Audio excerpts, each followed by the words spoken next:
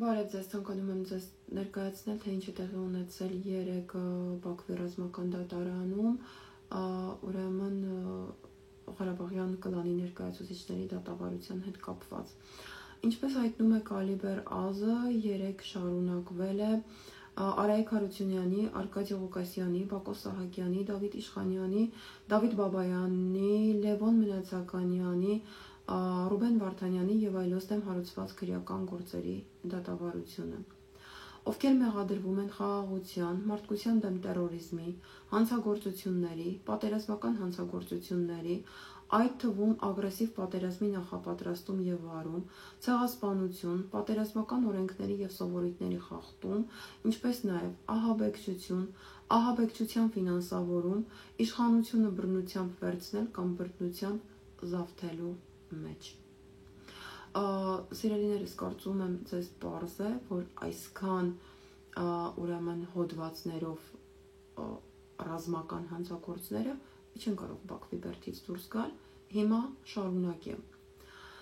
Ինչպես հայտնել է Ազերթաջը, դատավարությունը, որը տեղի ունեցել Բաքվի ռազմական դատարանում, դատավոր Զեյնալ Աղայևի նախագահությամբ, դատավորներ Ջամալ Ռամազանովի և Անա Ռիազովի հետ, պահեստային դատավոր Յունել Սամեդովի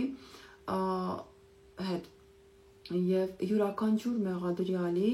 ապահովվել է թարգմանիչով տվյալ լեզվով, որին նա տիրապետել է, ինչպես նաև պաշտպանությամբ։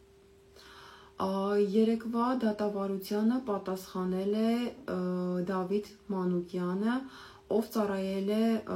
Ղարաբաղի զինված ուժերում գեներալ-մայորի կոչումով։ Դավիթ Մանուկյանը նշել է, որ սկսել է պայքարել Ադրբեջանի դեմ Շուշիի առանձին բատալյոնում, որը նաև կոչվում էր Դաշնակցական բատալյոն։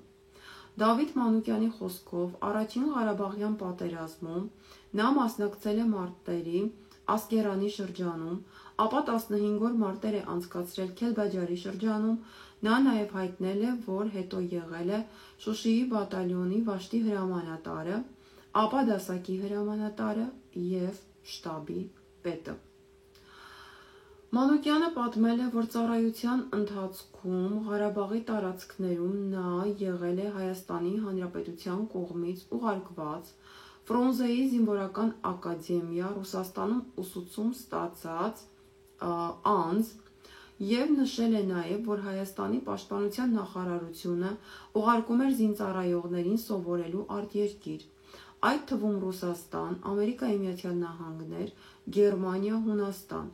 Նա նաև ասել է, որ արտերկրում ուսումնական կուրսեր անցնող զինվորականները աշխատավարձ էին ստանում Հայաստանի Հանրապետության պաշտպանության նախարարության կողմից, հայտնում է Կալիբեր ԱԶ։ Հիմա ինչ կարծիք ունեմ ես այս դատական պրոցեսների մասին։ Բաքվում ընթացող դատական պրոցեսի ժամանակ հստակ ասվեց, որ Դավիթ Մանուկյանը ասել է, որ Հայաստանը Ղարաբաղի բանակի սպայերին վերապատրաստման էր ուղարկում արտերկիր, կենտրոնանանք այստեղ։ Ես չեմ ցանկանում հիմա մեկնաբանել այս նորությունը, բայց սա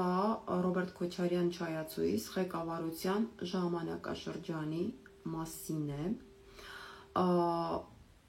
Այսինքն, եթե անգամ ասվածը հաստատվի, դա ընդամենը մեկ մեղադրանք կլինի Չայացու Քոչարյանին պետական ռեսուրսները ապօրինի օգտագործելու, այսինքն պետությունը ուզուրպացիայի ենթարկելու համար։ Ռոբերտ Քոչարյանը ապօրինի կերպով իշխանության եկած քրեական հանցագործ է, որը շարունակում է հանցագործություն գործել միշտ։ Եվ ամենավերջում, քանի որ Ռոբերտ Քոչարյանը Հայաստանի Հանրապետության պետական նշանակության ուրեմն տարածքները վաճառել է գույք պարտքի դիմաց սկզբունքով, ես ձեզ խոստանում եմ, ես Ռոբերտ Քոչարյանին վաճառելու եմ չայ գույքի դիմաց սկզբունքով։ Ռոբերտ Քոչարյանը ինձ համար գույք է։ Նա կհանձնվի Բաքու չայ գույքի դիմաց սկզբունքով։ Դեռևս այսքան է դատավարության մասին։ Սիրելիներս, ցանկանում եմ տեղեկացնել, որ հետ այսու ողջ դատավարության ընթացքը կներկայացնեմ, Բաքվում տեղի ունեցող դատավարության ողջ ընթացքը կներկայացնեմ, որովհետև Հայաստանի Հանրապետությունում օպոզիցիայի մամուլը ներկայացնում է ամբողջությամբ խեղված այն գործընթացները, որոնք ներկայացվում է ադրբեջանական կողմից ուրեմն։ Այսքանը